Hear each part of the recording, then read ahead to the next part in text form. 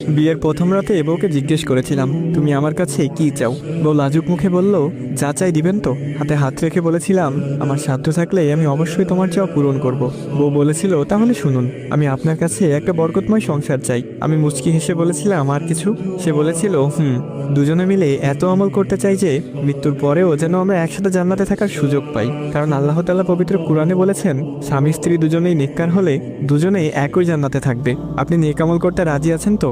আমি বলেছিলাম, ইনশাআল্লাহ। সে আবার বলেছিল, আর শুনুন, আমি সংসারে কোনো অশান্তি চাই না, তাই আমরা দুজনেই নিয়মিত তাহাজ্জুদের নামাজ পড়বো ইনশাআল্লাহ। কারণ যে ঘরে স্বামী স্ত্রী দুজনেই তাহাজ্জুদের নামাজ পড়বে সেই ঘরে কোনোদিন অশান্তি হবে না, আর বেশি রাগ করা যাবে না। রাসূল সাল্লাল্লাহু আলাইহি ওয়াসাল্লাম বলেছেন, রাগ মানুষের ঈমানকে ধ্বংস করে দেয়। যদিও কখনো আমার রাগ ওঠে তখন আপনি চুপ থাকবেন, আর আপনার রাগ উঠলে আমি চুপ থাকবো। হযরত ওমর রাদিয়াল্লাহু তাআলা আনহু বলেছেন, স্বামীকে রেগে যেতে দেখলে স্ত্রী চুপ থাকবে, আর স্ত্রীকে রেগে যেতে দেখলে স্বামী চুপ থাকবে। কারণ পানি আগুনকে নেভাতে পারে, আগুন কখনো আগুনকে নেভাতে পারে না, বরং আরো বাড়িয়ে দেয়। কি যা বললাম করবেন তো?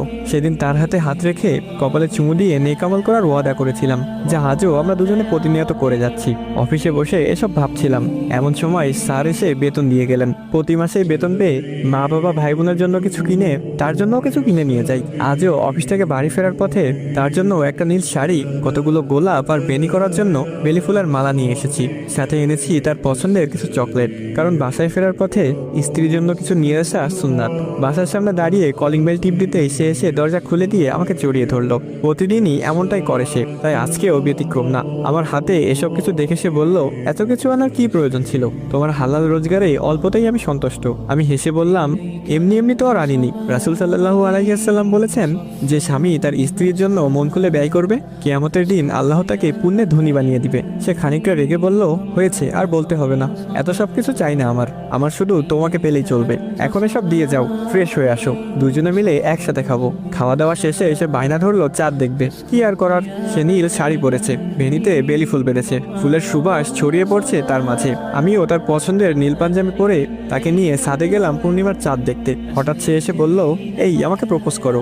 না করলেও যে উপায় নেই, বড্ড অভিমানী সে। তার বেনিতে কাঁথা গোলাপ ফুল নিয়ে তার সামনে হাঁটু গেড়ে বসে বললাম, এই তুমি কি আমার জ্যোৎস্না রাতের চাঁদ হবে? আমার বদ্ধ ঘরের খোলা জানলা হবে? গল্পের রানী হবে কি আমার? যে গল্পটা রচনা করব শুধু তোমার আর আমার। সে মিষ্টি হেসে আমার হাতের গোলাপটা নিয়ে বলল, আমি কি না করেছি নাকি? এই তো চলছে আমাদের প্রেম। তুমি যে কবে এসে বসলে মন গহিনে আমার, তুমি কি জানো না গল্পটা তোমার আমার? আল্লাহ পাক প্রতিটা মানুষকে দিনদার ফরহেজগার মুক্তাদির জীবন সঙ্গী দান করুক। সবাই বলি আমিন।